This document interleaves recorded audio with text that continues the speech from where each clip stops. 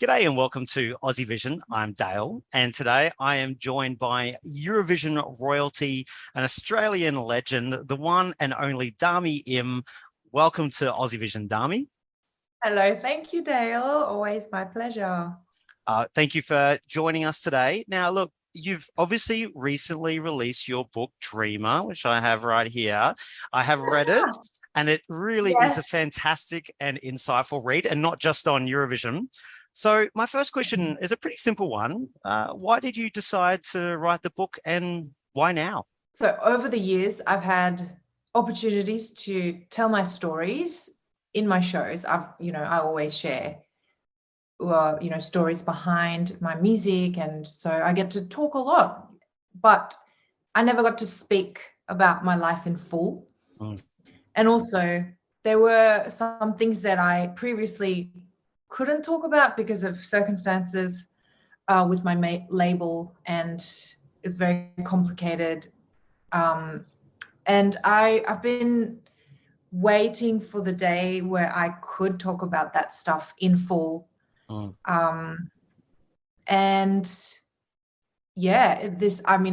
got offered a book deal, and I thought, why not? Why not now? And why wait till, when I'm much older and retiring? Because I needed to close off a chapter of my life as well. And the whole process was cathartic. It's just thinking about what's happened and what I've been through. And it was really good for my soul as well. I could imagine. And what I found really interesting was, looking back and getting that sense of, I guess, also struggle early on as well, from arriving in Brisbane from Korea, which would have been, quite the culture shock as well. And then your struggle to sort of make as an artist, playing in front of a few grandmas and, in the restaurants and whatnot. And I think, your journey really resonates with a lot of people, particularly from your X Factor success as well. Like, why do you think your story really resonates with those people? I think people possibly saw themselves in me, somebody who's a bit, clueless and kind of like, I was just not, like back then, my English was all funny because I had spent so much time in Korea. I grew up in this like bubble of like the Korean Christian community, which is like tiny, and I was just like, and I loved music, and singing had been a passion of mine for a long time. But to be on that mainstream television, national TV show, and also then like doing so well week after week, getting applauded and standing ovations. I think people, while they were cheering for me, they were also kind of cheering for that part of themselves where they felt a bit left out, and like I described myself as a loser, and I think a lot of people feel like a loser. Like I wouldn't say that about me anymore, because like that word isn't like so nice, but I really felt like it. I was like, all my life I just felt like a bit of a loser, just like not with the cool kids, and like a lot of people feel like that still. Well, you certainly weren't after obviously winning. And then during that time, you also got quite the legion of fans, the Dami Army. They really followed you with your X Factor success, and it's been a decade of their support now. How much do you attribute your long standing in the music industry to that support from your really passionate fans? Yeah, I can't imagine that I would have had so much amazing experiences and achievements as an artist without the Dami Army. Really, if an artist, they can do everything, make all sorts of great music, or they can make movies or whatever they do. If they don't have people to support them, they're really nothing. It's just rubbish. If no one's enjoying it, it's nothing. That's what. So for me, And I've had so many moments where I wanted to just give up, and it was just so hard.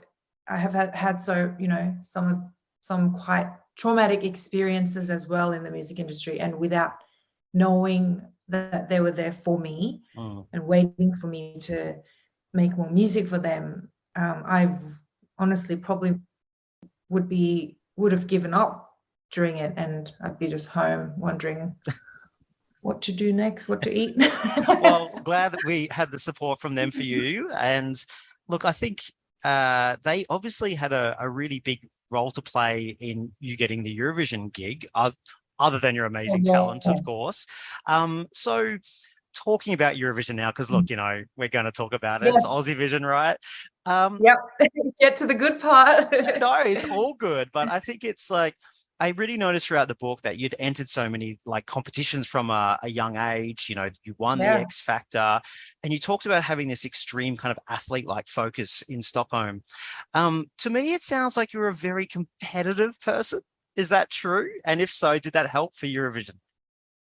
Yeah, not gonna lie, I am very competitive. I'm like, how can I win? How can I stand out? Like, it's just in my nature. Yeah, but yeah, part of me, I'm like, oh, I just want to relax and stop putting myself under so much stress. But then, yeah, I'm like, but how can I win this? And did you think that helped, like having that focus in Stockholm? Because I guess a lot of people might just enjoy the experience of an artist, but it is a competition, so you've got to have that competitive streak. You know what? Eurovision, I've spoken to other artists that have done Eurovision and represented Australia.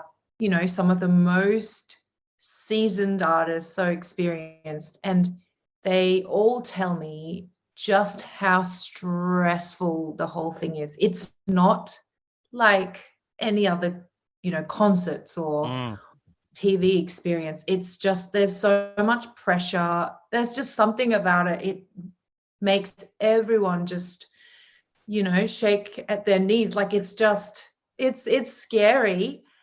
And I think me having that focus definitely helped me to be able to push through, because especially, I talk about it in the book, but the semi-finals were just the most terrifying thing I've ever, even to this day, I've not done anything more scarier in my life. It was just like pure terror and nerves. And, you know, I sort of prepared myself for that and rehearsed so much. And I really didn't think about enjoying the city and whatever. I was just like, nah, this is what I'm here for. I'm going to make a mark and get a good result. So I went into autopilot. Otherwise, I might have crumbled and, you know, stopped singing or something. My brain just went white. It was nothing. And my body, it just did it until my brain came back and I was like, oh, hello. Wow. Yeah, because we can't understand that kind of stress. And look, you hit it very well. That was the very first Eurovision we ever went to, and that semi-final was the first show, and you were phenomenal. And you did talk about that in the book, the you know, how terrified you were, you were shaking when you went out, and then the muscle memory sort of kicked in on that one. And yeah, I've always like wanted to sort of ask about that, because obviously you were up on the plinth, and you know, so you weren't having to be down on the floor dancing, but you had some really complicated, you know, armography and some moves to pull off. So like, I wanted to ask, like, was there any move particularly that was quite difficult to remember to do? And also, do you remember all the choreography from that night? Like, do you still remember it now? Of course I do. Yeah. Of course. It's Yeah, that one, was that the hardest one to do? Yeah, I mean, come on, like, I can't say, oh, my moves were so hard. Like, I didn't really have much of, you know, this is not, you can't really call it moves, really. We purposely tried to keep that side as simple as possible, which was a very smart decision. Yeah. But I mean, yeah, like keeping in time with the hologram, like, I suppose, like, I mean, that was the only thing that I had to get right. But also, I guess it was all about connecting with every camera. So there's like a million cameras everywhere, and you've got to just know the exact timing of where and when. Like, this sounds so pedantic and silly, but you know, for somebody who's putting everything into 3 minutes, like nailing those eye contact, that was so important.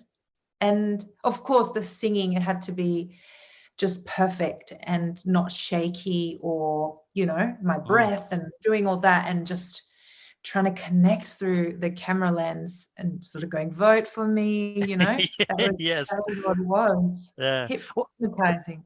Because I think, like, yes, you say they're not the most complicated things in the world to do, but at the same time, the preciseness, and as you say, the cameras, it's so important. It's 3 minutes, and everyone, 200 million people are saying every little thing, even subconsciously. So no, it was complicated in that way. Yeah, well, yeah, I definitely didn't want to mess up any part of it, and the thing with Eurovision is, you would know, but not everybody would know, that there's so many rehearsals prior to the actual performance on television, and every rehearsal is being watched by the press, and people make comments on it that kind of forms the global opinion, if you say, so, about your performance. So you really want to get every rehearsal right and be strategic about it. Oh yeah, you definitely got that buzz from it, so it definitely worked, obviously. The other question I had, like, with the performance, and this is one that just interests me, I think, is when you finish the performance and every artist basically has some kind of version of, like, thank you Europe, thank you Eurovision.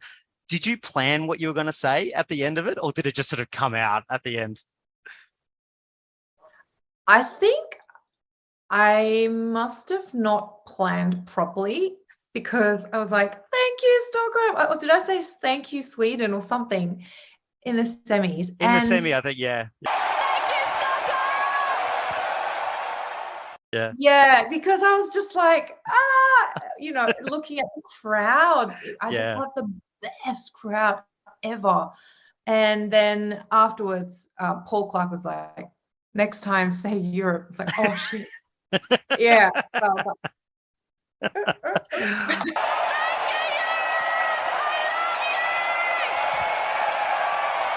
Oh no, I love it. Yeah, because I mean, got to get that part right, of course. Now, obviously, talking about Thank you, Europe, vote for me. Sorry. Yeah. So actually, while talking about that, look, I have to ask. Everyone will be screaming at me to ask this question, listening.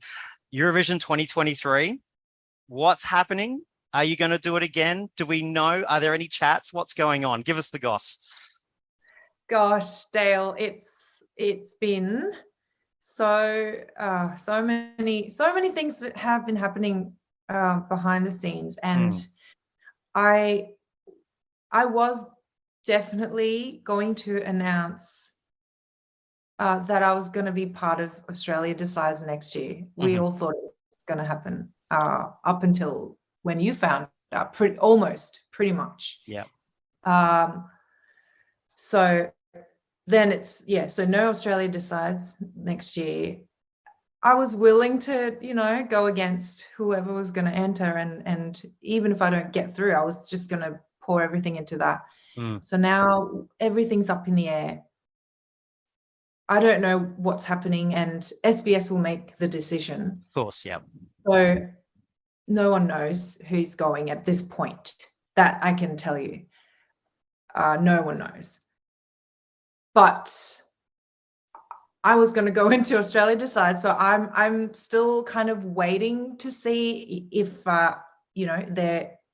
if I'm able to go back.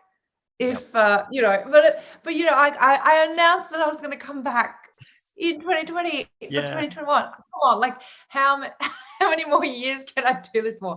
But I don't know. That's where I'm at, and I wrote in the book as well, after it was all over. I came second. We're at the after party, we're having drinks and I'm having my lemonade, whatever.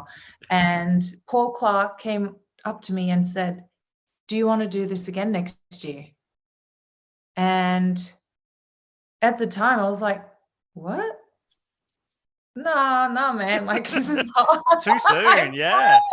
Yeah. too soon. Like, I just came off stage. Like, calm down. And I was pretty confused. Like, what's he even thinking about? No way. And then I did eventually recover from the whole roller coaster and thought, yeah, maybe I would like to come back one more time in my life. And, you know, it's been so many years. I feel like I'm at a completely different stage in my career than 2016. I am, you know, back then I had a label that wasn't all that supportive. My management team didn't even come with me. And yeah, they wanted me to not change the song, just keep it the same. You know, they were, yeah. So I didn't have much support around me back then. Now I do. I'm with a great label, great manager, great management team. And musically, I feel like there's just so much more I can do. So I would, yeah, I'm still dreaming that this could happen. I don't know if it will, but if the stars align, then yeah, that's my reason for wanting to come back, because I feel like everything's been updated like your MacBook. Well, I think a lot of fans would love to see you come back, obviously. So I think a lot of people will be hoping the stars align, but I guess we have to wait and see. Now, you touched on Sony just then, and I think it's such a big part of the book and, you know, really insightful. And you recently said that your favorite chapter to write was the boardroom one, where you kind of politely told Sony that, you know, no more covers, you're going to do your own original stuff. As a reader, I think, you know, that you got that sense of liberation that you must have felt at that point. You know, how important was that moment, and you know, why was that your favorite part to write about? Yeah, so that was, you know, the first time that I got to stand up against the label. So basically, for those who haven't read the book, I was told that if I don't do another covers record after doing 2 in a row, this was after Eurovision as well, all that success I was having, they said, oh, if Dami doesn't do another covers record, she's off the label. And I said, okay, great. So I booked in a meeting at the boardroom. There were all these lawyers and men in suits trying to intimidate me. And I basically thanked them for all they've done and said, if you said you want me off the label if I don't do a covers record, well, I can't do another covers record, so thank you, but I guess this is it. And that was a really memorable thing for me, because I felt so good, because they expected me to roll over and be like, oh, okay, you know, I'll do as I'm told, like you're used to having me. But no, so when I did that, everyone just, they were shocked, and it was great. Yeah. But so what was the question? I get carried away. No, that was it. It was like, how important was that for you? So it's good, but also, like, was it, I guess you were talking about writing the book being quite cathartic, like, you know, that chapter being your favorite. Was that the reason to kind of, you know, get that catharsis from it? Yeah, I knew I would be able to talk about it at some point. But also Eurovision, going back to that, obviously, because you're Audivision, you'd understand that was the moment where I started to realize that I can leave the label and the management. I started to question. I guess it gave me wings for the first time being part of Eurovision. So yeah, it wasn't, for me, it wasn't just like, oh, the world stage, 200 million people, but it was like, oh, I can change. I can, you know, I can be more than what I am right now. So that's why I always say it was life-changing. And people are like, oh, yeah, whatever. Well, no, it seems like it was a very empowering moment. So that is absolutely fantastic. There's also talking sort of about the empowerment side of things. I really kind of noticed throughout the book a kind of another theme that kind of came through was, I guess, the social expectations of being a woman, a female artist in the music industry. And there's one really great picture you've got in the book of you 37 weeks pregnant performing at Byron Bay Blues Fest, which is just fantastic. Yeah, massive. Yeah, but was there a message you were sending in doing that performance at that time? Oh yeah, absolutely. I wanted to shock people, frighten them. And a lot of people didn't like how I was presenting myself when I was so pregnant, but I'm this like tight, short, mini gold dress with big fluoro green boots. And I was just like, yeah, I felt so liberated. Like I felt so good in my body. And I don't always feel that way. A lot of the times, you know, most women probably are like that. You know, you just feel like, oh, I probably need to like suck in. And but I was like, no, I can let everything hang out. All my, you know, my triple chin, big belly, cellulite. Like I was just like, woo! And I remember coming on stage, and the whole audience went, oh. I love it. I loved it. It was, and yeah, I guess the message was, you know, I can do whatever I like. Pregnant, yeah.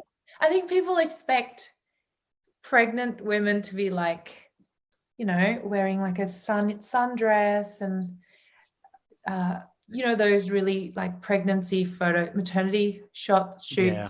in the bush with like a hat and sunlight coming through, and you're like, glorious. Like, I'm sure, you know, that's beautiful for, you know, it's beautiful, but I was like, nah, I'm just gonna be like, and yeah, it was, I've been really, yeah, I really enjoyed doing that. No, I loved it. I love the message. I thought it was just so good.